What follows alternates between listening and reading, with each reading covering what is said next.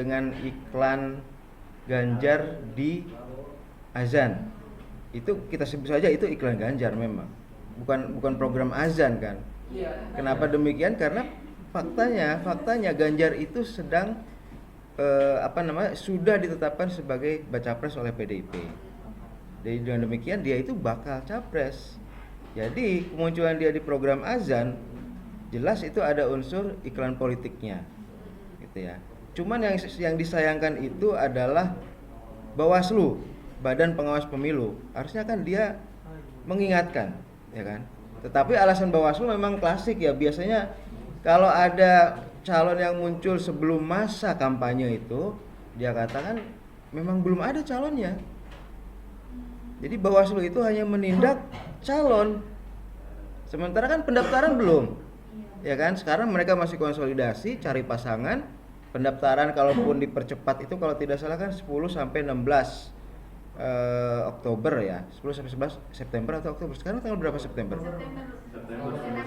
Oh ya, berarti rencananya itu kalau dipercepat pendaftaran itu 10 sampai 16 Oktober. Artinya masa kampanye itu 3 hari setelah 16 Oktober, sekira 19 Oktober. Nah itu secara resmi mereka baru berkampanye. Nah Bawaslu berkilahnya ini belum ada calon dan belum masa kampanye, jadi dia nggak bisa menindak apa-apa gitu. Itu secara prosedural begitu. Mereka tuh berlindungnya di prosedur itu. Padahal kita tahu sebagai orang waras ya kan, dia itu kan mau nyapres. Jelas muncul di azan itu bukan karena dia kemudian istilahnya peduli dengan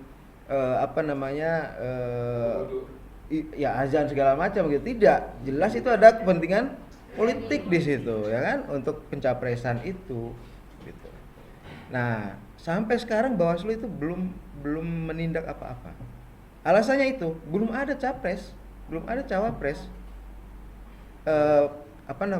Tahapan pemilu itu baru sekarang itu tahapan pendaftaran calon legislatif, pendaftaran DPR, DPD, DPRD. Pendaftaran capres belum ada, gitu. Ya sudah blunder di situ. Ya, jadi sekarang seperti liar aja, siapapun yang punya duit ya silakan, gitu. Silakan mengenalkan dirinya, silakan berkampanye, gitu. Ya itulah sisi negatif dari politik yang liberal seperti ini. Kalau ada celah itu pasti dimanfaatkan bagi orang-orang atau calon-calon yang bohir ya, istilahnya bohir ya. Bohir apa? Bohir itu orang yang mendanai ya. Bohir yang punya duit. Jadi kalau nyapres itu kan paling tidak 1 triliun harus punya. Nah itu didapat dari bohir-bohir itu. Ya, dia pengusaha karet lah, pengusaha minyak goreng lah, pengusaha apalah gitu. Nah itulah yang mendanai capres cawapres itu. Itu donatur ya. Jadi dari kasus munculnya Ganjar itu, pertama berarti Ganjar sudah punya duit untuk beriklan.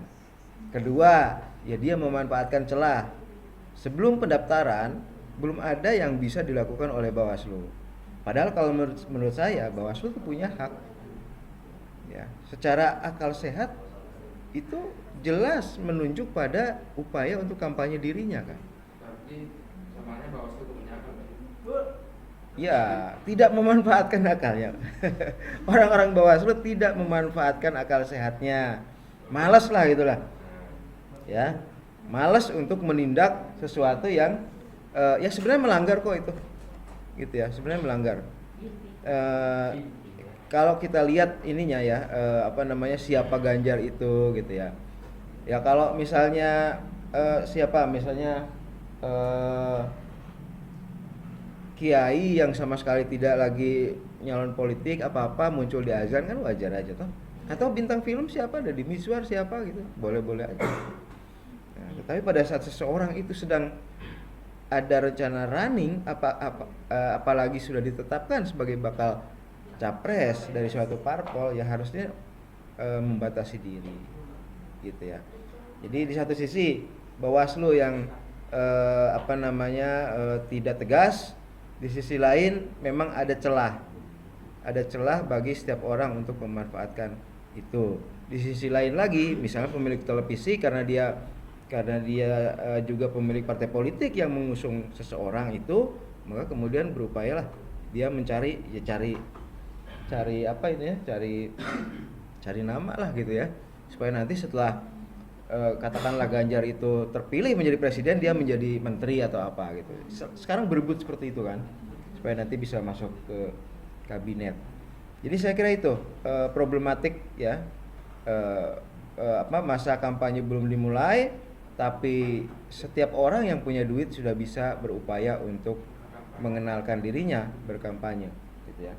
Dan satu lagi yang berkilah itu karena tidak ada pengucapan visi misi, tidak ada pengucapan pilihlah saya, gitu. Ini kan hanya wudhu yang tidak dilinting itu, ya kan? Jadi nggak ada pengucapan pilih saya, nggak ada pengucapan jika saya terpilih menjadi capres saya akan ini. Nah itu dia selamatnya juga di situ. Memang di satu sisi Bawaslu kurang aktif, di sisi lain Bawaslu juga bisa dimengerti. Kalau dia jujur saja dia bingung mau nindak apanya. Dia tidak ada visi misi, tidak ada mengenalkan diri saya, pilihlah saya gitu, mengajak orang, tidak. Hanya memperlihatkan dia sedang wudhu, gitu ya. Tetapi ada usaha untuk mencitrakan dirinya sebagai tokoh yang religius.